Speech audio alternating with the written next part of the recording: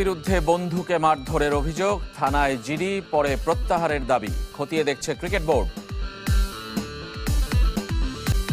রাজনীতিকে ক্রিকেট মাঠে না মেলানোর আহ্বান গাঙ্গুলির। পাকিস্তানে এশিয়া কাপের টিভি স্বত্ব এখনো বিক্রি হয়নি।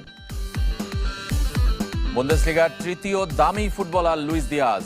ইউরোপ শ্রেষ্ঠত্ব অক্ষুণ্ণ ইংল্যান্ড নারী দলের। বল গার্ল থেকে উদীয়মান ফুটবলার।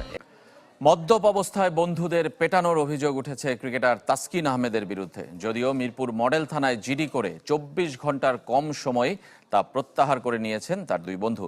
আর তাসকিন এমন কোনো ঘটনা ঘটেনি বলে অস্বীকার করেছেন। তবে অভিযোগ তদন্ত করবে বিসিবি। বন্ধু যখন শত্রু না, কোনো সিনেমার নাম নয়, বাস্তব ঘটনা যার সাথে জড়িয়ে তাসকিন আহমেদের নাম।